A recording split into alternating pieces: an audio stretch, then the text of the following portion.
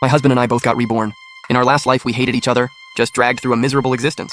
The day I died in that car crash, he wouldn't even come see me one last time. On my deathbed, my daughter asked if I had any last words for him. I shook my head, just muttered to myself, if I could go back to college application day, I'd never apply to the same university as your mom again. With that, I closed my eyes full of regret and resentment. Maybe God took pity on me. He actually sent me back. To the day I was filling out my college applications, I immediately changed my choice.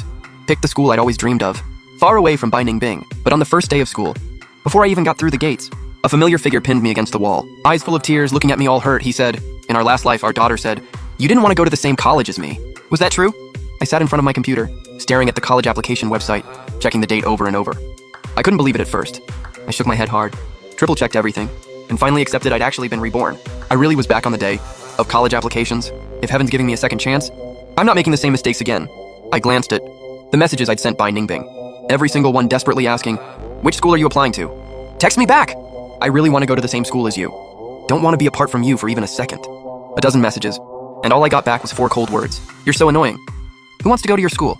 Looking at those texts, I shook my head bitterly, thinking about how I wasted decades with him last time, never had a single happy day. I don't even know what possessed my younger self to chase after him for so long. They say simps get everything in the end. That's complete BS if you ask me. It's not devotion. It's just plain stupid. Last life, Bingbing and I were childhood friends. I was a year older. Since we were kids, I'd always cling to him, following him everywhere. In high school, I straight up pursued him without hiding it. Chased him all the way through college graduation. That's when he finally agreed to be with me. But he didn't want to. He was just forced into it. My family and his were old friends. Our grandfathers were sworn brothers. Both families were wealthy business clans. Then Bingbing's parents died suddenly in a car crash. The family business was left without leadership. Vultures started circling. My parents stepped in to help. Saved his family from total collapse. On his deathbed, his grandfather worried about our families. So he left a dying wish for Bingbing to marry me, to keep our families connected. But back then, he already had someone he loved. The most popular guy on campus. But with the family burden on his shoulders, he had no choice. He had to agree to marry me. My parents asked if I wanted to. I'd loved him since we were kids. Of course I said yes. It's all I ever wanted. I knew he had no family left in this world, so after we got married, I gave him everything. Treated him like a treasure, but he stayed cold as ice toward me. Besides basic small talk, he never said a kind word to me. We lived under the same roof, but felt like roommates. Polite but distant. Later, he gradually took over his family company. We talked even less. Sometimes he wouldn't come home for a whole month, and he had the nerve to hire his ex-boyfriend at his company. We fought about it countless times, but it always went in one ear and out the other. To strangers, even to rival companies, he could manage a polite smile. But to me, always that cold, emotionless face.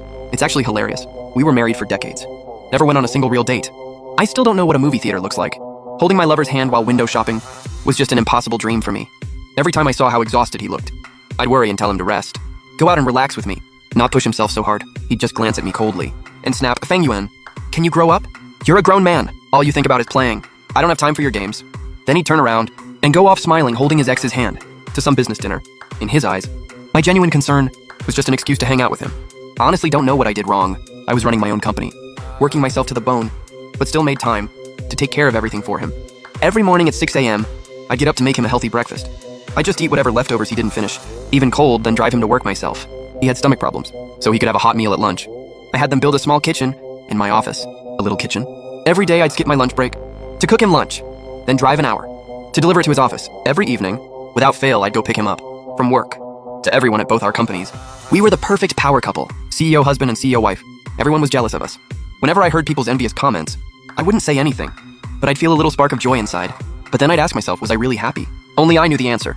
If there was anything remotely intimate between us last life, it was that he gave me a daughter, so my family line wouldn't end.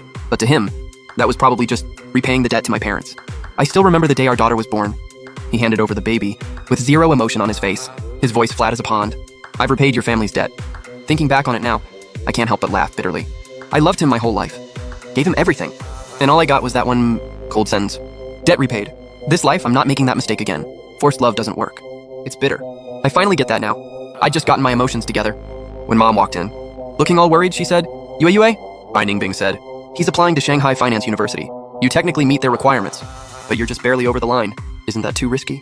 Honestly, I knew Bingbing wouldn't just tell me where he was applying, so I had Mom casually ask around. I shook my head. Voice firm, I'm not going to Shanghai. I'm going to Jiangnan. Mom's eyes went wide. Totally shocked. What? Jiangnan? You're not applying to the same school as Bingbing? Haven't you always? Before she could finish, I pushed her out of my room. Last life, Bingbing and I both got into Shanghai Finance University. This life, no way I'm going down that road again. Shanghai Finance University? That's where Bingbing met his ex that he obsessed over for decades. Last life, where I'm going, is somewhere by Bingbing. Never set foot in Jiangnan University. That's my dad's alma mater. That's where he met my mom. Dad always said, it's a place that brings happiness. I want to see it for myself, experience it myself. Last life, until the day I died, I never knew what happiness felt like. This time I don't want to suffer anymore. I want to live for myself, be happy, be free. I sat at my computer, fingers flying across the keyboard. Typed in Jiangnan University, then hit confirm without hesitation. My score was way above their cutoff, and it was my first choice. No chance I wouldn't get in. Seeing the system confirm my application, I felt this huge weight lift. Like this boulder I'd been carrying for decades was finally gone. This life, I'm done with Bingbing for good. Goodbye Bingbing. Actually, good riddance forever. After dinner that night, I was lying in bed scrolling my phone, checking flights to Jiangnan. Right then, someone knocked on my door. I thought it was Mom. Come in, I said. But when the door opened, it was Bingbing standing there. His parents died young. His grandpa was busy with the company. So growing up, he spent most of his time at my house. I looked at him standing there looking conflicted. Confused. What are you doing here? In all these years, he'd never knocked on my door before. Bingbing stood there hesitating, eyebrows furrowed. After a long pause, he finally spoke, voice trembling slightly. Why are you going to Jiangnan? Seeing 19-year-old Bingbing again, I just narrowed my eyes a bit. Can't deny it. He really is beautiful. Whether at school or anywhere else, guys chasing him could form a line. No exaggeration. Any guy who saw him would turn to look again. But now, looking at that face that used to consume me, I felt absolutely nothing. Last life, I crashed on my way to find Bingbing. The car accident. That day he said he had a business dinner. Would be home late. But by midnight he still wasn't back. I called, no answer. Texted, no reply. I was so worried. Afraid something happened to him. So I rushed out to find him. I had a bad cold then. Felt so weak. My head was spinning.